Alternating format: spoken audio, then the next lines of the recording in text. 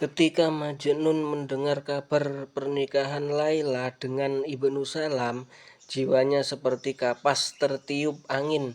Majnun menjadi semakin liar. Ia berteriak sekuat tenaga seolah ingin mengguncang gunung dengan suaranya. Wahai dunia, begitukah balasanmu pada pecinta yang tulus ini?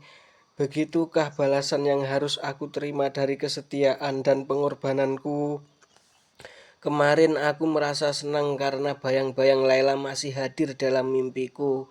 Namun kini bayangan itu pun engkau renggut. Apalagi yang aku miliki sekarang. Wahai dunia, engkau telah mencabik-cabik tubuhku yang lemah tak berdaya. Mengapa engkau belum puas juga hingga tega merenggut mimpi indahku? Duhai kesengsaraan, apalagi yang akan aku terima?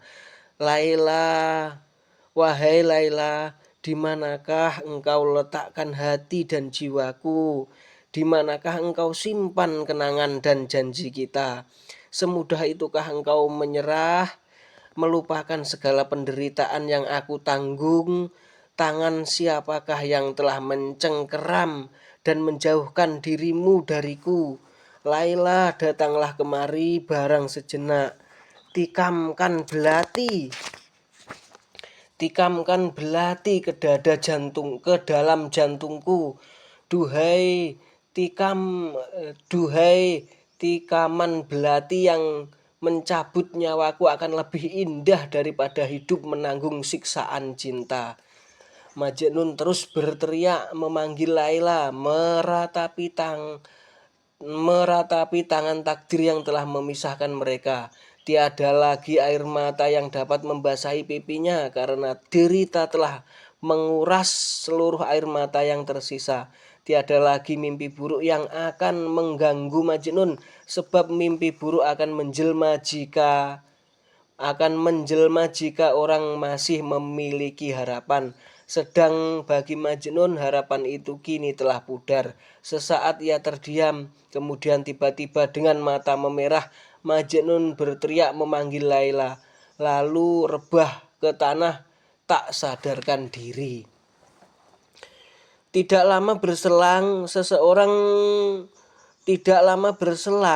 seorang pengelana melewati daratan yang dipenuhi pohon palem itu, dan mata sang pengelana tertumbuk pada sesosok tubuh yang tergeletak di bawah pohon palem.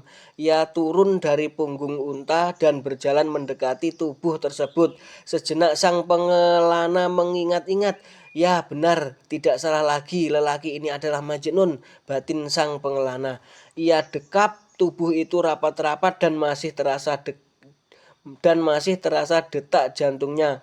Sang pengelana menjadi lega, lalu ia rebahkan kembali Majnun dan ia berdiri di sampingnya sambil berteriak, "Bangun, bangun wahai pemalas, bangun dan lihat apa yang telah dilakukan oleh orang yang engkau cintai. Sebaiknya buanglah pikiran itu dari otakmu, karena wanita itu tidak setia padamu. Lebih baik menjadi penganggur daripada bekerja keras tapi tidak membuahkan hasil.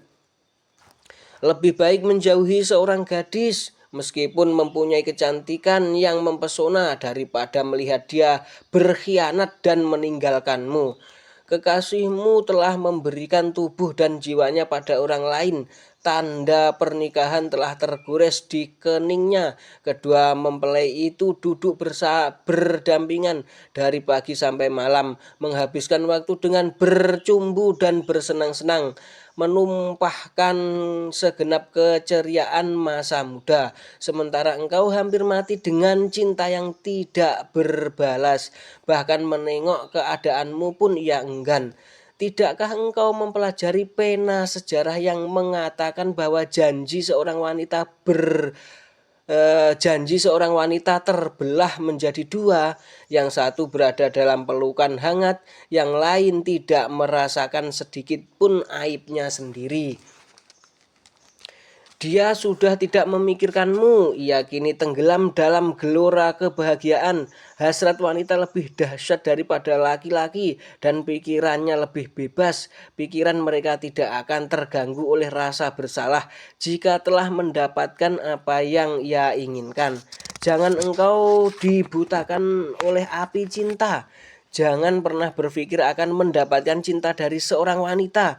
Cinta seorang wanita hanyalah untuk dirinya sendiri. Mereka berpikir dengan kekayaan yang berlimpah, maka segala aib akan mudah dienyahkan. Betapa banyak bukti dari kesalahan dan kekejaman mereka yang tidak setia dengan cinta. Mereka hanya menginginkan Mereka hanya menginginkan orang yang dapat memenuhi segala hasratnya akan harta. Ia lebih berbahaya dari seorang musuh yang kuat yang menyebabkan kehancuran dunia. Coba engkau renungkan. Saat kita bergembira, dia bersedih. Saat kita larut dalam kesedihan, dia malah berbahagia. Wanita akan membawa kehidupan seperti penjara dan kelicikannya selalu berhasil. Kata-kata tersebut membingungkan Majnun. Api membakar setiap aliran darah dalam nadinya. Tubuhnya limbung, kesadarannya sirna. Lalu ia jatuh ke tanah dan darah mengalir dari keningnya yang terantuk batu.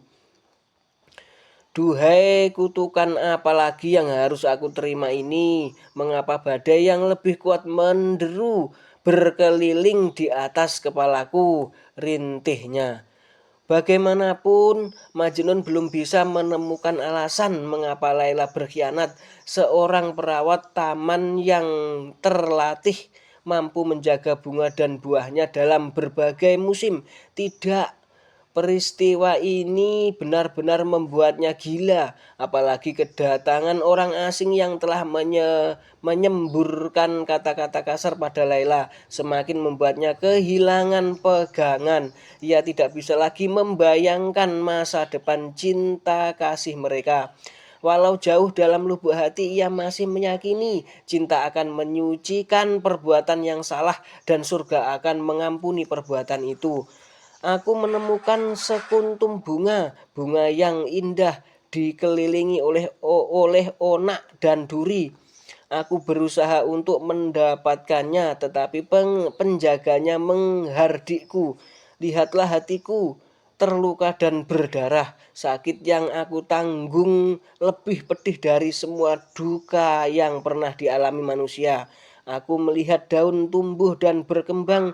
Ku hirup baunya yang wangi, warnanya berkilau terkena cahaya. Lalu aku menangis di bawah pohon cemara karena tetap saja mawar itu bukan untukku. Tiada orang yang sudi mendengar ratapanku. Kini pujaan hatiku, bunga mawarku telah pergi. Dia telah menjadi milik orang lain. Penakluk hatiku telah pergi bersama musafir lalu. Meskipun Laila berkerudung kesucian, namun sang musafir tetap saja merenggutnya. Siapakah yang bersalah? Ayahnya kah yang gila akan harta, yang menjual bunga kebanggaan dari Iran itu, ataukah diriku yang lemah ini? Duhai Laila, jika aku miliki seluruh kekayaan dunia, tentu dengan senang hati akan aku persembahkan padamu. Aku tidak sedih karena kemiskinan yang membelit, karena dirham bukanlah harta yang pantas untukmu. Tidak mungkin aku membeli hati seorang wanita dengan emas. Cinta tidak sebanding dengan emas sebesar gunung. Cinta yang dapat dibeli dengan emas dan dirham hanya akan melahirkan senyum kepalsuan. Dan lebih baik aku mati daripada mendapat cinta seperti itu. Cinta harus dibeli dengan kekayaan yang lebih tinggi nilainya dari segala harta dunia. Akan kuberikan pada kekasihku jiwa yang tulus, hati yang ikhlas, juga kehidupan dan nafasku. Saat malam-malam kelam datang membawa mimpi indah dan mengatakan padaku bahwa dia adalah milikku, hanya milikku, maka pikiranku yang suram berubah menjadi bahagia.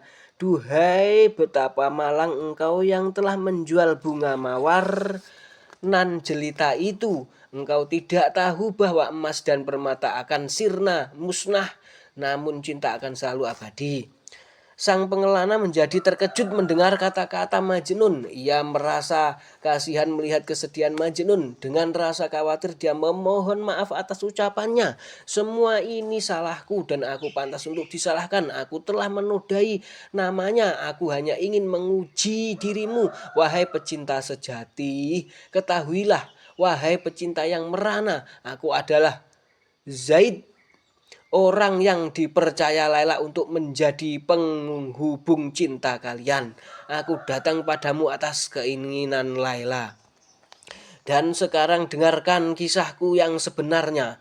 Sungguh, Laila masih tetap setia hingga sekarang. Meskipun telah disatukan dalam pernikahan, dia masih terus mengingatmu, mengucapkan janji setia padamu. Lailamu masih suci. Cintanya padamu tak tergoyahkan.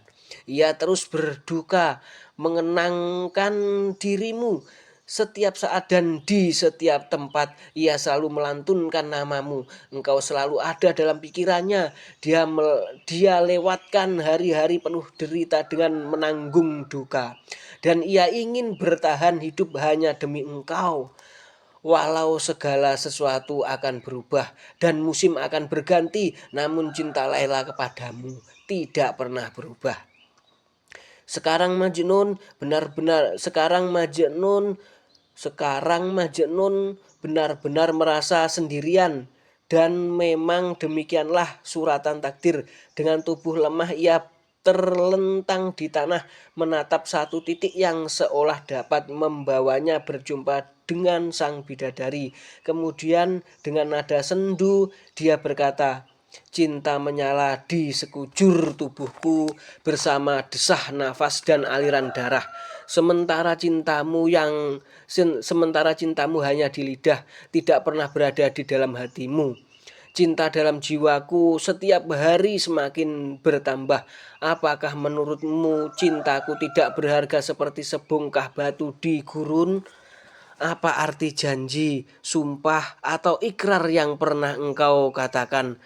Penghinaan demi penghinaan aku terima, dengan harapan kelak hatiku dapat menyatu dengan jiwamu. Ibarat taman tiada kekayaan yang aku miliki selain bunga yang harum dan buah yang ranum. Namun sekarang semua kekayaan itu telah habis di mangsa burung gagak. Apa arti malam-malamku, duka nestapa yang aku tanggung untukmu jika pada akhirnya orang lain yang mendapatkannya? Saat pertama jiwaku ditakdirkan menjadi milikmu, aku hanya berpikir untuk menyerahkan kehidupanku padamu.